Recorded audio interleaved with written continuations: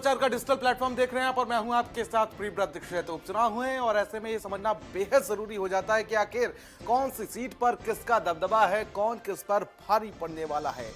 Hot seat का जिक्र करें तो करहल इस बार की सबसे हॉट सीट मानी जा रही, क्योंकि ये अखिलेश यादव के द्वारा छोड़ी गई सीट है। अखिलेश यादव यहां से विधायक थे, अब वो सांसद हो चुके हैं, कन्नौज से सांसद हैं और अब करहल सीट का सियासी समीकरण क्या रहने वाला है वो आपको समझाने वाले हैं कि आखिर किस तरीके से यहां पर रिश्तों की लड़ाई है, किस तरीके से यहां पर वर्चस्व की लड़ाई है।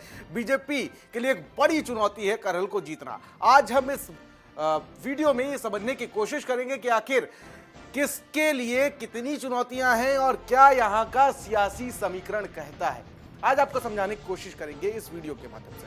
सबसे पहले आपको बता दें कि देखिए यहां पर प्रत्याशी कौन है। अगर यहां पर प्रत्याशी की बात की जाए तो प्रत्याशी यहां पर समाजवादी पार्टी ने पूर्व सांसद तेज प्रताप सिंह यादव, जो पोते हैं मुलायम सिंह यादव के, अखिलेश यादव के भतीजे हैं, उन पर यहां पर समाजवादी पार्टी ने दांव लगाया है। दूसरी तरफ देखिए अंबुजेश यादव चेहरा ही बीजेपी ने खेल दिया यहां पर। एक इससे पहले अगर बात की जाए तो 2002 में यहां पर सोबरन सिंह यादव यहां पर बीजेपी से चुनाव लड़े थे, हालांकि वो भी उसके बाद समाजवादी पार्टी में शामिल हो गए थे। देखिए अंबुजेश यादव यहां पर बीजेपी की तरफ से प्रत्याशी बनाए गए हैं। तो वहीं दूसरी तरफ अगर बात की जाए तो बसपा को अमूमन उपचुनाव में नहीं देखा जाता है, लेकिन इस बार 9 सीटों पर उपचुनाव होने वाले हैं और 9 सीटों पर अगर करहल की बात की जाए तो अवनीश कुमार को यहां पर बसपा की तरफ से चुनावी मैदान में उतार दिया गया है।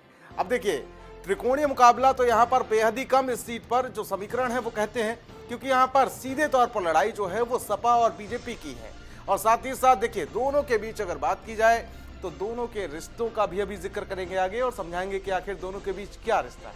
चलिए देखिए अगर यहां पर मतदाताओं की अब हम बात कर लेते हैं, कुल मतदाताओं की बात की जाए तो यहां पर कुल मतदाताओं में 3,82,378 यहां पर कुल मतदाता हैं, जिसमें से पुरुष मतदाताओं की अगर बात करें तो 2,07,457 यहां पर पुरुष मतदाता है।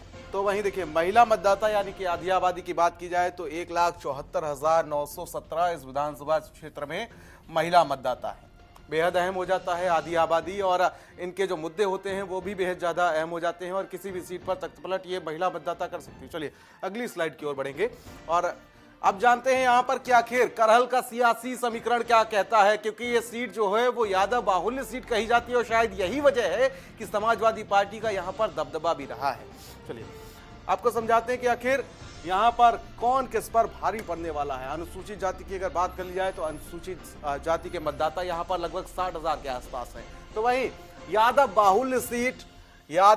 बाहुल्य सीट इसलिए कहा जाती है क्योंकि यहां पर सबसे ज्यादा यादव हैं और यही वजह है कि यहां पर सपा जो है वो लगातार बाजी मारती हुई नजर आ रही है। यहां पर 1,30,000 के आसपास यादव मतदाता है। साथ ही साथ अब बात करेंगे शाक्य मतदाताओं की तो लगभग 50,000 यहां पर शाक्य हैं, ठाकुर लगभग 30,000 हैं, पाल की अगर बात की जाए तो 30,000 मतदाता हैं। चलिए बघेल मतदाताओं की बात की जाए तो 30,000, मुस्लिम 25,000, लोधी मतदाताओं की बात की जाए 20,000, ब्राह्मण 20,000, बनिया मतदाताओं की बात की जाए तो यहां पर लगभग 15,000 बनिया मतदाता हैं। चलिए आगे आपको समझाते हैं कि आखिर करहल का सियासी समीकरण क्या कहता है। देखिए सबसे ज्यादा यहां पर यादव मतदाता हैं, यानी कि 30% इस सीट पर यादव मतदाता हैं। साथ ही साथ अब अगर 22 की बात कर ली जाए तो 22 में समाजवादी पार्टी का इस पर कब्जा हुआ था। समाजवादी पार्टी की तरफ से अखिलेश यादव यहीं से चुन के विधानसभा पहुंचे थे। करहल सीट पर उन्होंने कब्जा किया था और यहीं से एक भारी बहुमत के साथ वो चुनकर विधानसभा में पहुंचे थे। तो वहीं 2002 में पहली बार बीजेपी से सोबरन सिंह जीते थे। साथ ही साथ सोबरन सिंह बाद में समाजवादी पार्टी में शामिल हो गए। बड़ा फेरबदल कर दिया था सपा ने, बीजेपी से यहां पर पटखनी दी थी सोबरन सिंह ने और उसके बाद उनको समाजवादी पार्टी में शामिल कर लिया था। साल 2022 में सपा अध्यक्ष अखिलेश यादव जीते, बीजेपी से प्रत्याशी एसपी सिंह बघेल थे, केंद्रीय मंत्री थे और अखिलेश यादव से हार गए थे। उसके बाद अब अगर बात कर ली जाए, जिस तरीके से मैंने जिक्र किया था कि ये रिश्तों का चुनाव होता हुआ नजर आया है। देखिए मुलायम सिंह यादव के दामाद और सांसद धर्मेंद्र यादव के सगे बहनोई हैं अंबुजेश यादव, जो बीजेपी से प्रत्याशी हैं, और यहां पर उनको टिकट देकर बीजेपी ने जो लड़ाई है वो बेहद ही रोचक बना दी है। दूसरी तरफ अगर हम बात कर लें, समाजवादी पार्टी से प्रत्याशी हैं, सपा ने यहां से पूर्व मुख्यमंत्री मुलायम सिंह यादव के पोते और साथ ही साथ बिहार के पूर्व मुख्यमंत्री लालू प्रसाद के दामाद यानी कि तेज प्रताप यादव को यहां पर चुनावी मैदान में उतार दिया है। तो देखिए, तेज प्रताप यादव को पहले कन्नौज से टिकट दिया गया था, अगर आपको याद हो 2024 के लोकसभा चुनाव में, लेकिन उसके बाद अखिलेश यादव ने खुद यहां से चुनावी ताल ठोक दी। अब चलिए आगे बढ़ते हैं। दूसरी तरफ बीजेपी ने यहां पर रणनीति बदल दी है। 2002 में जिस तरीके से आपको याद हो कि यहां पर यादव कैंडिडेट बीजेपी ने उतारकर और पूरी सियासी समीकरण को पलट दिया था, समाजवादी पार्टी के गढ़ को भी चित कर दिया था, और वही रणनीति एक बार फिर से बीजेपी ने खेली है।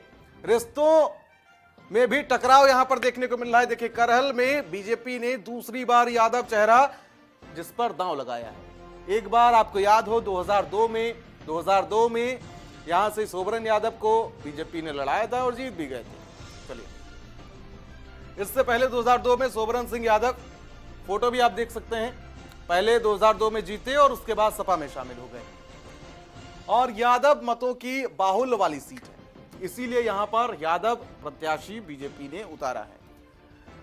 1993 से 2022 तक हुए 7 विधानसभा चुनाव में 6 बार सपा जीती है। 2002 को छोड़ दिया जाए तो लगातार सभी बार समाजवादी पार्टी ने सीट पर कब्जा किया।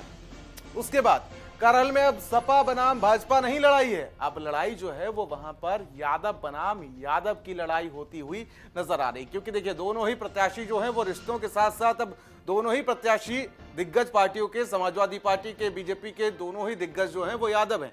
एक तरफ अंबुजेश यादव, जिनको फूफा जी कहा जाता है, वो तेज प्रताप यादव के फूफा जी हैं, और दूसरी तरफ तेज प्रताप यादव जो यादव परिवार से, अखिलेश यादव के परिवार से हैं, पोते हैं मुलायम सिंह यादव के, और नेताजी की तो कर्मस्थली रही है।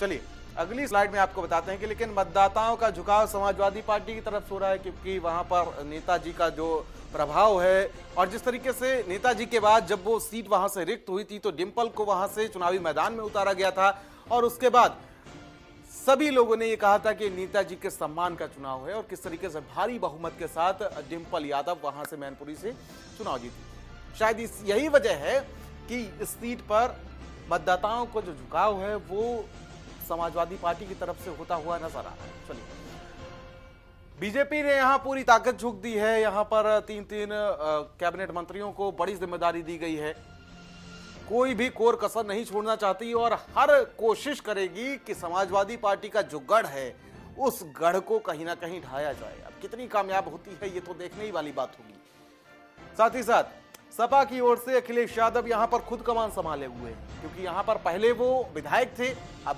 सांसद हो गए हैं कन्नौज से, लेकिन यहीं से विधायक थे, उनका भी यहां पर दबदबा है। तो अब यहां पर, और देखिए उनके भतीजे जो हैं वो प्रत्याशी हैं, तो खुद तो लगना ही पड़ेगा, खुद कमान संभाले हुए। तो देखिए, करहल सीट पर 2 दामादों का मुकाबला है। एक तरफ अगर बात की जाए तो मैंने जैसे आपको बताया था कि एक तरफ लालू प्रसाद यादव के दामाद हैं यानी कि तेज प्रताप यादव, दूसरी तरफ मुलायम सिंह यादव के दामाद हैं अंबुजेश यादव। फूफा भतीजों में यहाँ पर सीधी टक्कर देखने को मिल रही है, एक बीजेपी से, दूसरे समाजवादी पार्टी से। चलिए, एक लालू के तो दूसरे मुलायम के दामाद हैं। अब दोनों दामादों में से कौन जीतेगा, किसकी यहां से सीट पक्की होगी, कौन यहां से विधायक बनेगा, ये नतीजे फिलहाल 30 तारीख को साफ हो जाएंगे। तो आज के इस वीडियो में हमने समझा कि आखिर करहल की जनता क्या कहती है, करहल का सियासी समीकरण क्या कहता है। अगले वीडियो में हम आपको समझाएंगे अगली सीट के बारे में। तब तक के लिए मुझे दीजिए इजाजत, नमस्कार।